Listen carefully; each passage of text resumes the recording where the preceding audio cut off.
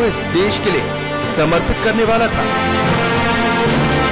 चौधरी चरण सिंह की प्रारंभिक शिक्षा की शुरुआत नूरपुर गांव में ही हुई, लेकिन 6 साल बाद उनके पिता ने नूरपुर गांव छोड़ने का मन बना लिया था। चौधरी साहब का नया ठिकाना अब जानी गुर्द गांव बन चुका था। इंटरमीडिएट की सारी जो शिक्षा है उनकी वो मेरठ से ही, गवर्नमेंट जो कॉलेज है यहाँ पे राजकीय जो इंटर कॉलेज है उसमें उनकी वो शिक्षा हुई। उसके बाद उन्होंने आगरा से लॉ की शिक्षा की, जो वकालत की शिक्षा उन्होंने पास की वो आगरा से की। एम.ए. इतिहास की शिक्षा उन्होंने वो डिग्री उन्होंने वहां से आगरा कॉलेज आगरा से ली। उसके बाद फिर साहब ने अपना वकालत का काम शुरू किया, पेशा शुरू किया और वो गाजियाबाद तहसील में उन्होंने प्रैक्टिस शुरू की। चौधरी साहब को नैतिक मूल्यों की विरासत अपने पिता से मिली थी, जिसके चलते बचपन में ही चौधरी साहब के नन्हे दिल में गांव, गरीब और किसानों के शोषण के खिलाफ संघर्ष के बीज का रोपण हो गया था। 21 साल की उम्र में चौधरी साहब ने स्नातक की पढ़ाई पूरी करने के बाद कला में मास्टर डिग्री हासिल की और फिर कानून की पढ़ाई करने के बाद गाजियाबाद में वकालत करनी शुरू कर दी। वकालत जैसे व्यावसायिक पेशे में भी चौधरी चरण सिंह उन्हीं मुकदमों को स्वीकार करते थे जिनमें मुवक्किल का पक्ष न्यायपूर्ण होता था। चौधरी साहब के जीवन में अब वो वक्त आने वाला था जब उन्हें अपनी जिंदगी से जुड़े कुछ अहम फैसले करने थे। चौधरी साहब के आंगन में शहनाई बजने वाली थी और उन्हें एक ऐसी जीवन साथी मिलने वाली थी जो उनके हर सुख दुख में उनका साथ निभाती। साल था 1929।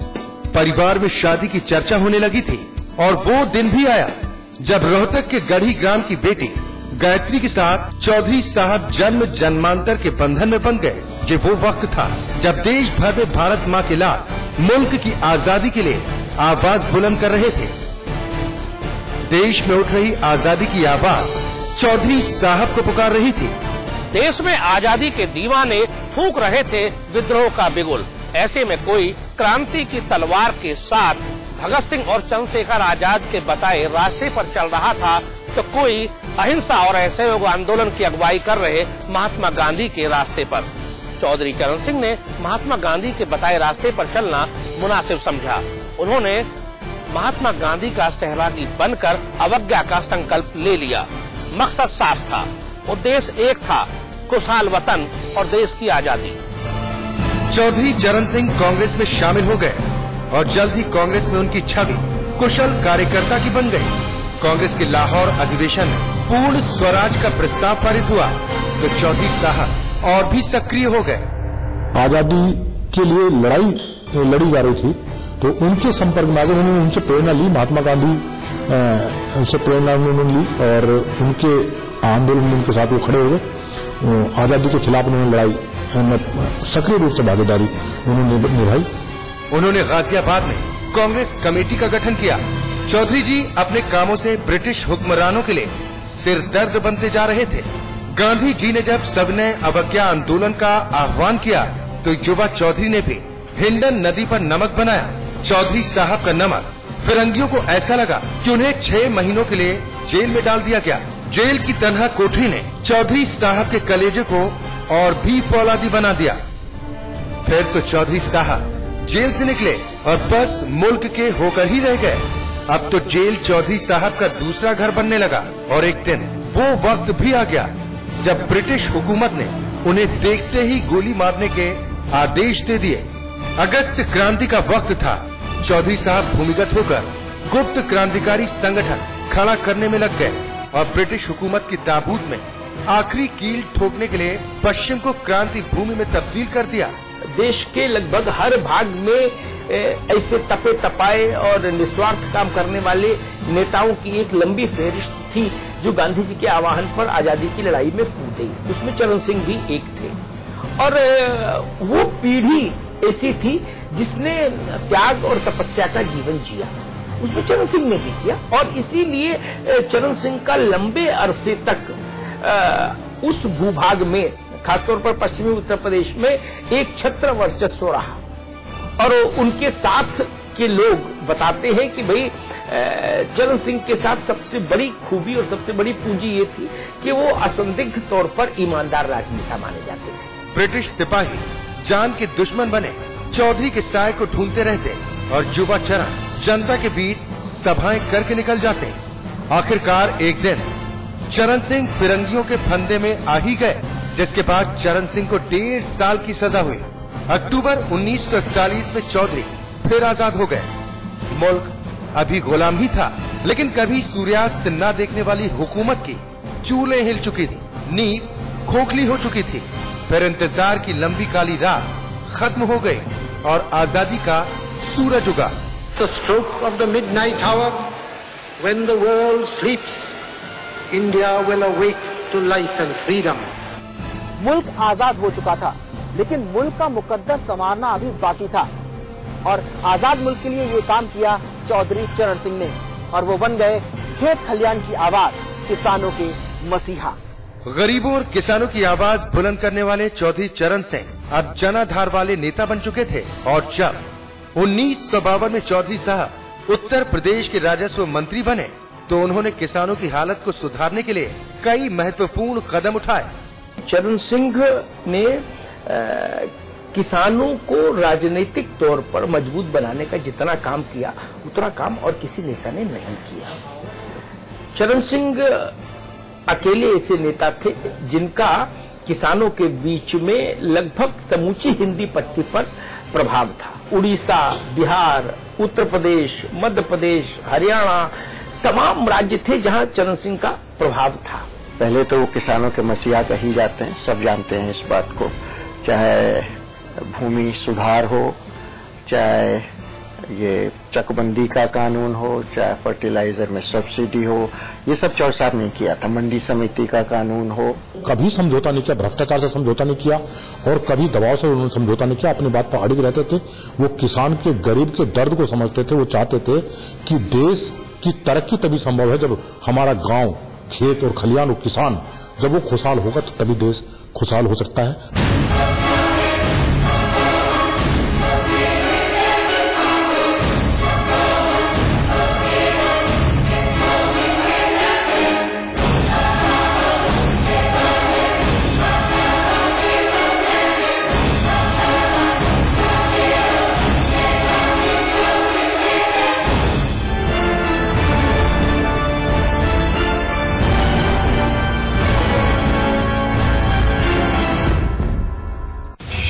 है खबरों की रफ्तार, तेज हो गई है शब्दों की बौछार। 25 मिनट में 75 खबरें, कम वक्त में ज्यादा खबरें। देखिए बिना ब्रेक के खबरें, 25 मिनट में 75 खबरें। सुबह 8 बजे, दोपहर 12 बजे, शाम 5 बजे और रात 9 बजे, सिर्फ समाचार प्लस पर। ताइवा इन्वर्टर बैटरी, नया रूप, नई तकनीक, अब पहले से 40% ज्यादा पावर बैकअप। ताइवा इन्वर्टर बैटरी। भले तो वास्तु एवं प्राच्य विद्या विशेषज्ञ पंडित दिवाकर शर्मा लेकर आए हैं वास्तु एवं फेंग शुई का विश्वकोश, एक ऐसी पुस्तक जो बिना तोड़ फोड़ वास्तु दोषों के ऐसे उपाय बताएगी जो आपने न कभी देखे होंगे न सुने होंगे।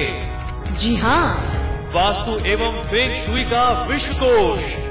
इस पुस्तक की कीमत है 2100 रुपए, लेकिन समाचार प्लस के माध्यम से इसकी अग्रिम बुकिंग कराने पर ये अद्भुत विश्वकोश अब आप पा सकते हैं सिर्फ और सिर्फ 700 रुपए में।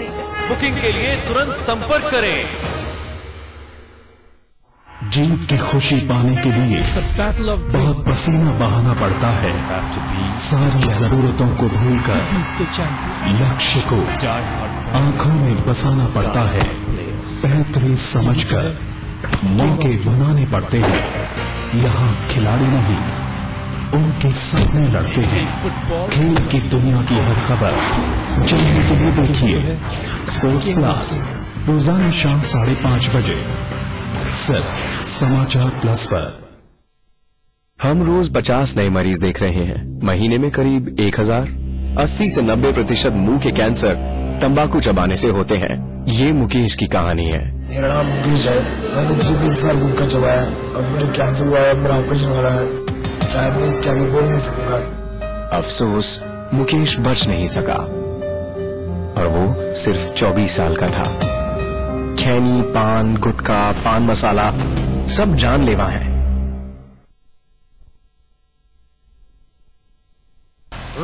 गालिब करके ठगी का गोरख धंधा, एक बहरूपिये की खुली पोल, फर्जी शख्स की फजीहत, असली कौन नकली कौन।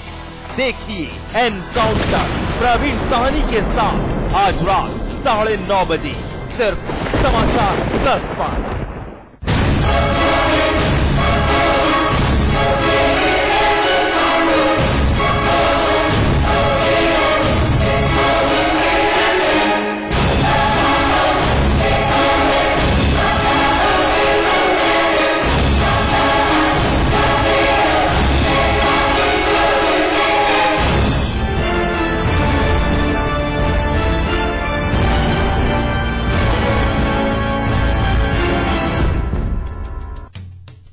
एक जुलाई 1952 को जमींदारी प्रथा सदा के लिए जमींदोज हो गई। चौधरी साहब का मानना था कि भारत का संपूर्ण विकास तभी होगा जब गरीब और किसान खुशहाल होंगे। किसानों के हित में उन्होंने 1954 में उत्तर प्रदेश भूमि संरक्षण कानून को पारित कराया। ये चौधरी साहब की दृढ़ इच्छा शक्ति ही थी कि 27,000 पटवारियों का त्यागपत्र मंजूर कर लेखपाल पद का सृजन किया गया, जिससे किसानों को पटवारी के आतंक से मुक्ति मिल पाए। इस फैसले से जहां चौधरी साहब ने प्रशासनिक धाक जमाई, वो कास्टिज्म के खिलाफ थे। जो आज बहुत सी चीजें हम सुप्रीम कोर्ट भी कह रहा है स्टूडेंट यूनियंस को कंट्रोल करने के लिए, जो अंतर्जातीय विवाह के लिए सुप्रीम कोर्ट ने कहा, ये सब चौधरी साहब एडवोकेट करते थे उस जमाने में। लेखपाल की नियुक्ति में 18% हरिजनों को आरक्षण देकर दलितों के उत्थान की सच्ची पहल की। चरण सिंह जिस तरह से मजलूमों के हितों की लड़ाई लड़ रहे थे, उससे किसानों, गरीबों और मजदूरों के बीच उनकी लोकप्रियता लगातार बढ़ती जा रही थी। चौधरी साहब की बढ़ती लोकप्रियता ने उन्हें सूबे की राजनीति का सिरमौर बना दिया। गरीब और किसानों के मसीहा अब सूबे के सरताज बन चुके थे। चौधरी चरण सिंह ने 3 अप्रैल 1967 को उत्तर प्रदेश के मुख्यमंत्री के तौर पर शपथ ली, जिसके बाद उन्होंने किसानों और कुटीर उद्योगों के लिए कई योजनाएं पारित की, जिससे समाज के निचले तबके को काफी फायदा मिला। 67 में एक सारे देश में पहली बार कांग्रेस के खिलाफ बहुत प्रदेशों में सरकार बनी थी और उसकी शुरुआत उत्तर प्रदेश से ही हुई थी और चौधरी साहब ने की थी वो। लेकिन एक साल के बाद ही 17 अप्रैल 1968 को उन्होंने मुख्यमंत्री पद से इस्तीफा दे दिया। 17 फरवरी 1970 को चौधरी साहब दोबारा मुख्यमंत्री बने। सूबे के मुखिया के तौर पर दूसरे कार्यकाल में भी उन्होंने कृषि उत्पादन को बढ़ाने की नीतियों पर जोर दिया। उर्वरकों पर से बिक्री कर को खत्म कर दिया गया। इसी कार्यकाल में गुंडा विरोधी अभियान चलाकर चरण सिंह ने एक नई मिसाल कायम कर दी। प्रदेश की राजनीति में चौधरी चरण सिंह का राजनीतिक कद बढ़ता हुआ देखकर कई कांग्रेसी नेताओं की नजरों में वे खटकने लगे थे। चलिए थोड़ा पीछे चलते हैं। इंदिरा के नाम पर कांग्रेस में हुए विभाजन का असर पूरे प्रदेश में दिखने लगा था और उस वक्त चौधरी साहब इंदिरा के सहज विरोधी थे और ये बात इंदिरा को नागवार गुजरी। इंदिरा गांधी के गृह प्रदेश और केंद्रीय राजनीति के लिए सबसे अहम सूबे में गैर कांग्रेसी चरण सिंह मुख्यमंत्री थे। लिहाजा इंदिरा की नाराजगी का नतीजा 2 अक्टूबर 1970 को सामने आया और उत्तर प्रदेश में राष्ट्रपति शासन लागू कर दिया गया। इंदिरा जी और चरण सिंह के बीच में संबंध खराब हुए और आपातकाल के दौरान चरण सिंह और इंदिरा जी के संबंध वैसे ही हो गए थे जैसे देश के लगभग सभी प्रमुख विपक्षी दलों के नेताओं के साथ इंदिरा जी के कटुतापूर्ण संबंध थे। और उसके बाद आप देखिए जब इंदिरा जी ने इमरजेंसी हटाई और चुनाव का अनाउंसमेंट किया, उस वक्त देश भर में प्रचार के लिए निकले नेताओं में, जिसमें वाजपेयी थे, खुद जयप्रकाश जी थे, लोकनायक और अडवाणी थे, बहुत सारे लोग थे, जॉर्ज फर्नांडिस थे, लेकिन इंदिरा गांधी को लेकर व्यक्तिगत तौर पर जितने तल्ख और कटु चरण सिंह थे उतना कोई नहीं था। मुझे स्मरण है उनकी एक सभा जिसमें शायद वो फर्रुखाबाद में चरण सिंह जी की चुनावी सभा थी, जिसमें उन्होंने कहा था कि अगर जनता पार्टी की सरकार आई तो इंदिरा को गिरफ्तार करके सड़क पर चौराहे पर कोड़े लगवाएंगे। इंदिरा गांधी के इस कदम से दोनों के बीच का फासला खाई में तब्दील हो गया। चरण सिंह सत्ता से दूर हो गए थे, लेकिन उन्हें उत्तर प्रदेश की सियासत से बेदखल करना मुमकिन न था। समाजवादियों को भी कोई ऐसा नेता नहीं मिल रहा था जो गरीबों की, किसानों की, मजदूरों की बात करे, तो वो दिखाई दिए चौधरी साहब। लेकिन